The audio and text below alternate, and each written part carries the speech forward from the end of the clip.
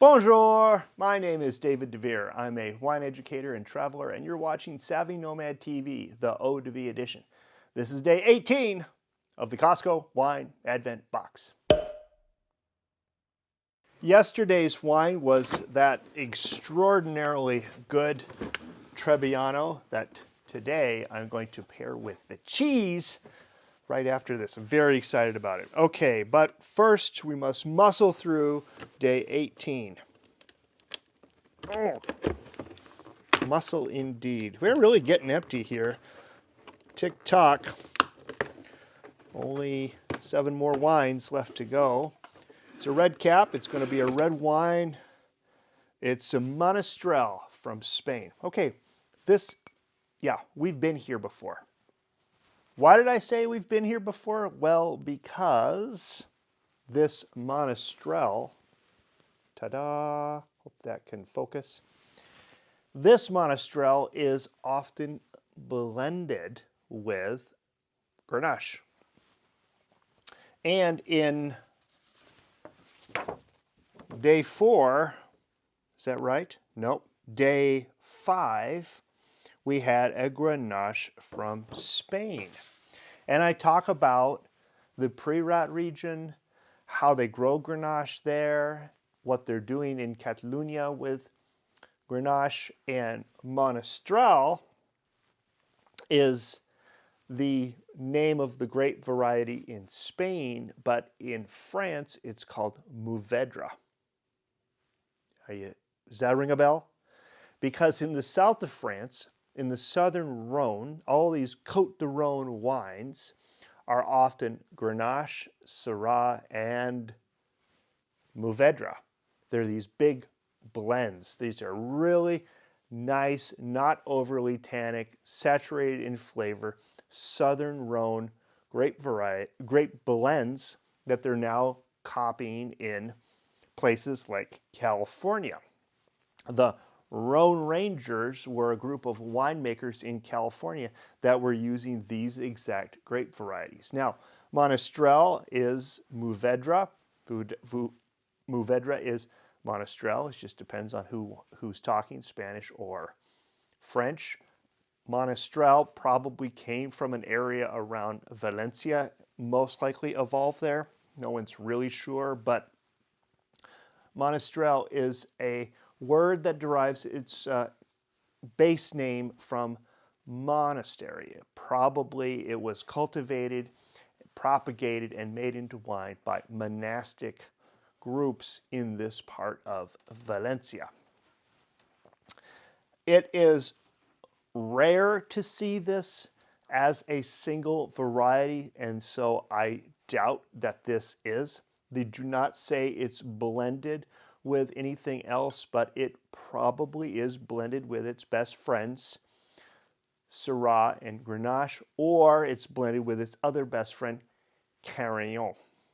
These are deep, dark, rich wines. I have seen them just listed as Monastrell from Spain before. You can find them, and they are generally inexpensive, good values. A good Côte de Rhone from the south of France, you kind of have to hunt and peck around, but you can get them for $20 a bottle. If you're spending $50 a bottle for a Côte de Rhone, you really, really should be getting something extraordinary. But the prices have been climbing in this region with the popularity of Châteauneuf du Pape, which is essentially a GSM with a bunch of other grape varieties thrown in. The Châteauneuf du Pape people will be mad at me now. But let's face it, it's just another Southern Rhone blend. And that region gained popularity in the last 20 years, let's say, and the prices have gone way up, which is lifted. Rising tide lifts all ships. Down in Spain, these GSM blends and the Monastrells, the Priorats, are gaining notoriety, but they're still cheaper. Okay, let's crack into this, and as I open the bottle, I'll talk about the flavors that you should expect. Monastrell, or Mourvedre, is dark, black, tarry, and pitchy. It's sits down in the realm of just about as dark and deep of wine you can get. The flavors can be earthy. You can get game, you can get mushrooms, blackberries, maybe truffles, and maybe the dreaded barnyard. Still thinking about that barnyard from South Africa that we had a couple days ago, the Shiraz from South Africa. In this region of Spain, they may or may not use oak influence. And generally in the Côte d'Rône, they don't use oak to ferment or age the wines. They use concrete or clay, terracotta. It's just traditional. Now, when I say Côte d'Rône, I mean the Rhone River Valley. The Côte d'Rône is a broad appellation in the south of France, in that, close to that Provence region. Looking at the color, I can't really see through it. That's nice. And you can see the viscosity drips coming down. Those are what people call legs. And legs are not an indication of quality. They are just an indication of body. The more legs you have, the bigger body, the more viscous the wine is. If a wine has legs, it doesn't mean it's good or bad. A funny thing held over from a different time. Okay, red wine, it's red and it's dark. All right, let's smell it. Do I get game? That would be interesting. It's not overly aromatic. It is earthy. There's a touch of, I guess I would say a touch of barnyard. Nothing compared to that Shiraz, which was barnyard the whole time. But there is some fruity characteristics. I would probably say raspberry. Not overly aromatic. I'm going to give it a 6. All right, let's taste it.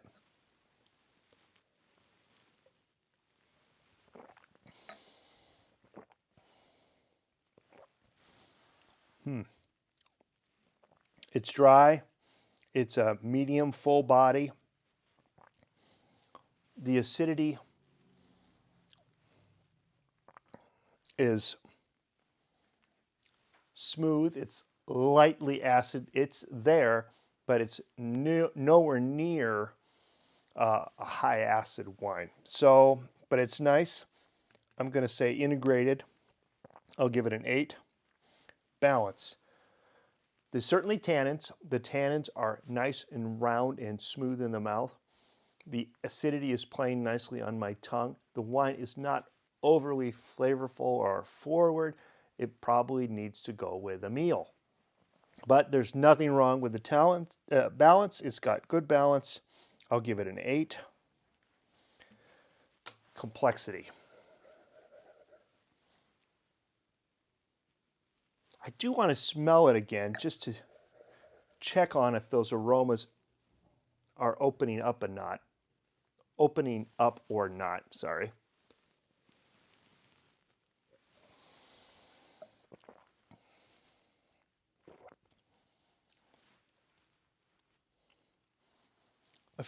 There's a few things in there.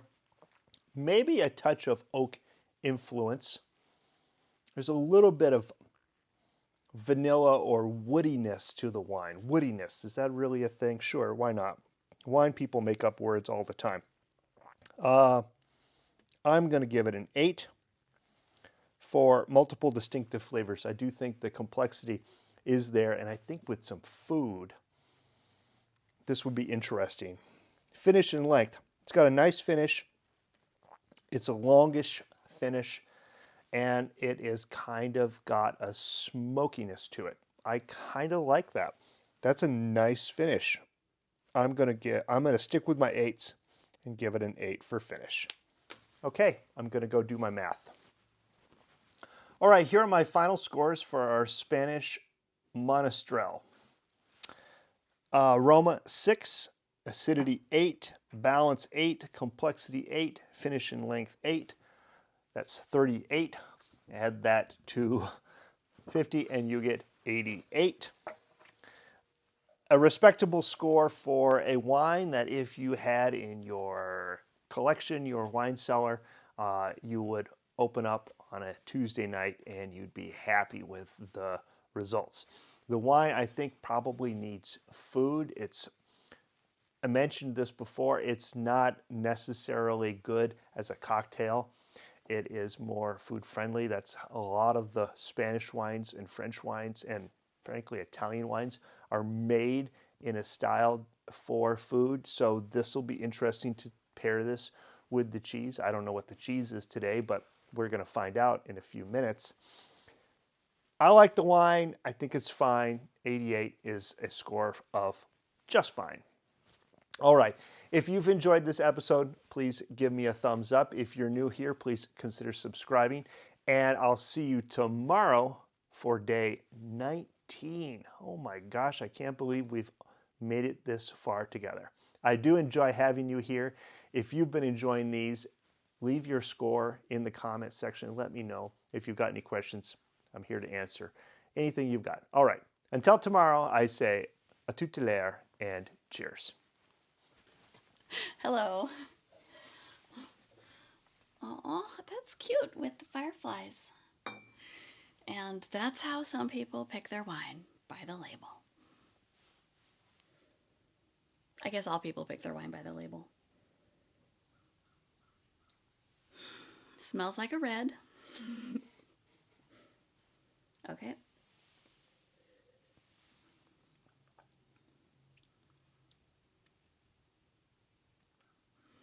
Interesting undertones of something that I can't define, but it makes it interesting. It's kind of tart. That's okay. I have to take another sip. Almost like bitter chocolate, I guess, to me. That's a very interesting flavor. This'll do. Cheers.